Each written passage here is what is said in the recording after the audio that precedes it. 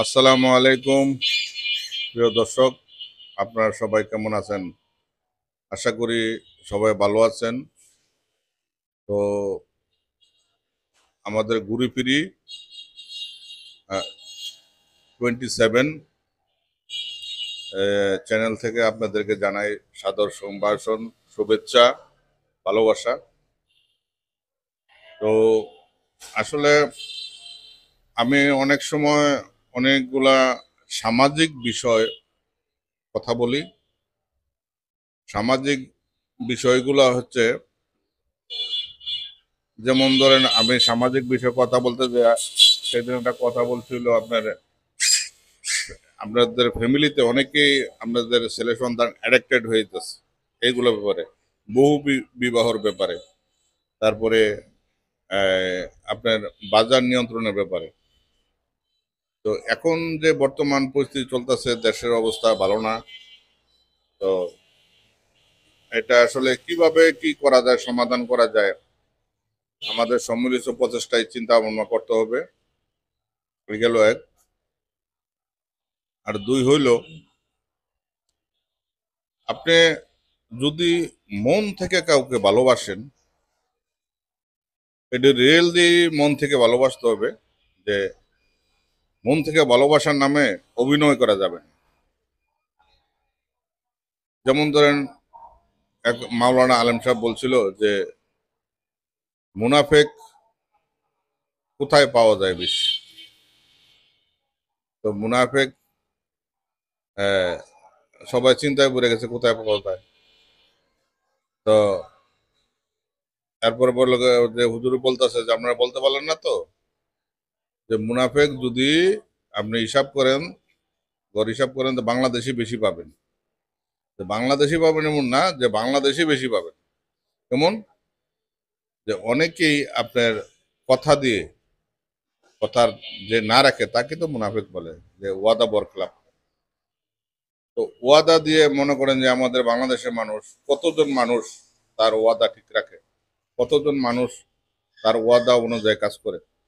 আপনি একটা মানুষ বিপদে বললো, বিপদে বিপদে মানুষের সহযোগিতা করে, বিপদে বললে আরেকজন আরেক ভাই, মুসলমান ভাইয়ের কর্তব্য হলো তাকে কিভাবে সহযোগিতা করা যায় সহযোগিতা করে। আপনি সহযোগিতা কিভাবে করবেন? সহযোগিতা করলে আপনি কাউরে টাকাই দিলেন, ধরুন কারোরে টাকাই দিলেন, সহযোগিতা করলেন। সে নিয়ে যাওয়ার পরে যদি সে মনে করে এটা আমার নিজেরই, নিজের মনে করে সে ভুলা যায়, যাওয়ার চিন্তা না করে, তারে বিভিন্ন টাকাতে দিয়ে আনতে হয়। এরপর টাকাদার না হইলে মানুষ নিয়ে তার সাথে মেল মিটিং কথা, আচার বিচার বসতে হয়।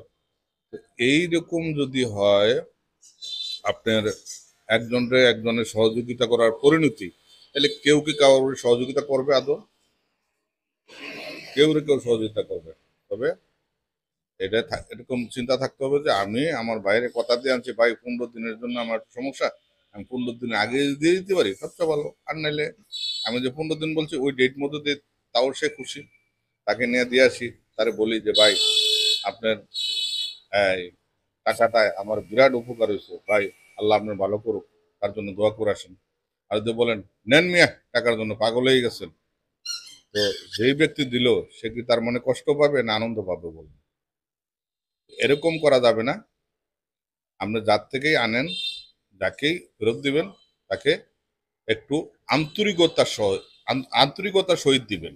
যে ভাই আপনার এই টাকাটায়, আপনার এই জিনিসটায়, আপনার একটা, আপনি একটা কুড়ালি আনেন না কেন, একটা খন্তাই আনেন না কেন, একটা দাও আনেন না কেন, একটা কাঁচি আনেন না কেন, আপনি যে কোনো জিনিস আনেন, তাকে হাসি মনে ফেরত দিবেন। হাসি মনে ফেরত দিলে কি হয়, আপনি পরবর্তী টাইমে চাইলে হ্যাঁ বলবে আছে ভাই নিয়ে যান ভাই।